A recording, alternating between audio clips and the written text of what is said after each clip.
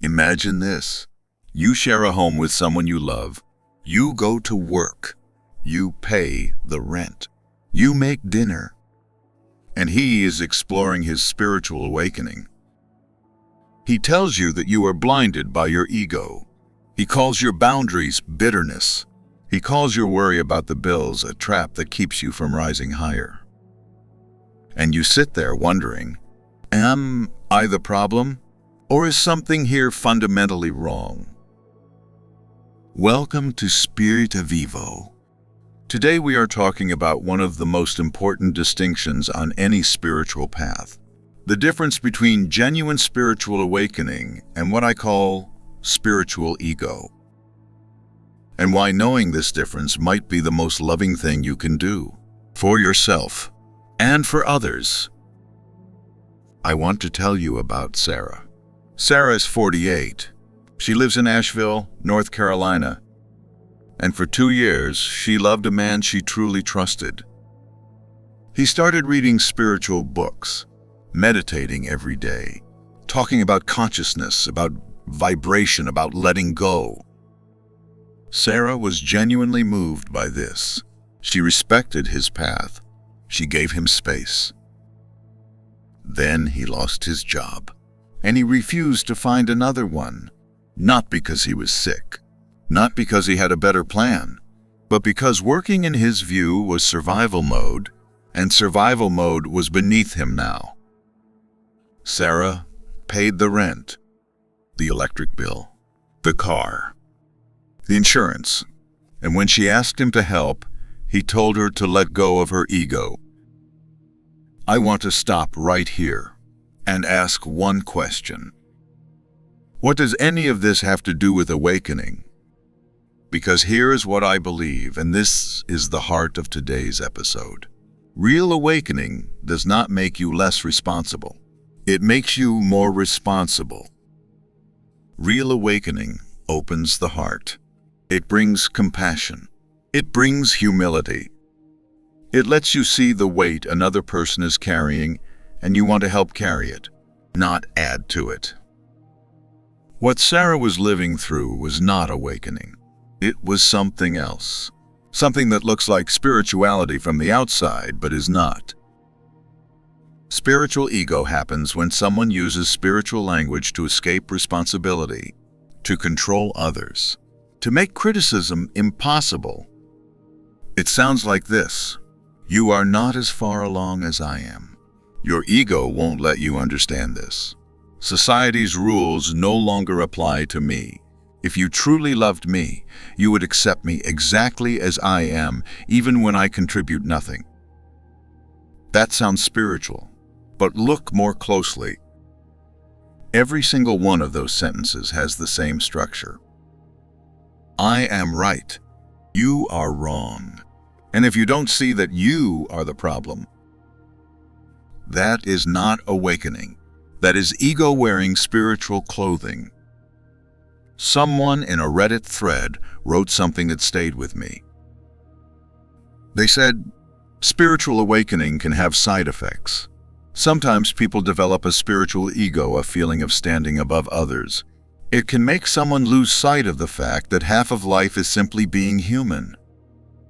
That is not a criticism of spirituality. That is an honest observation from someone who takes these things seriously. And I think we need that kind of honesty because it protects us and the people we love. So, how do you tell the difference? Here are 5 signs. Sign 1. Spirituality becomes a weapon. When spiritual concepts are used to silence you, you are not far enough yet. That is your ego, that is not growth. That is control. Sign 2. Responsibility gets handed to you. Genuine awakening leads someone to carry more weight, not less. When someone uses their spiritual path as a reason why you should handle everything they are not growing, they are avoiding. Sign 3. Criticism becomes impossible. When every valid concern you raise gets dismissed as an ego reaction, that is not a sign of clarity. That is a sign that someone is not willing to look at themselves honestly. Sign 4. Compassion goes quiet. People who are genuinely arriving at a deeper place in themselves become softer, more patient, better listeners. Not harder, not colder, not more distant. Sign 5. You feel smaller, not larger. Healthy spiritual relationships, even when one person is further along than the other, make you grow. They give you room to breathe. If you constantly feel smaller, less intelligent, less spiritual in a relationship, something is wrong. Sarah eventually felt all of this. One morning she was sitting on her couch holding an electric bill and she thought, I don't meditate every day. I don't read books about consciousness, but I show up. I do my part. I love, and I should not be punished for that.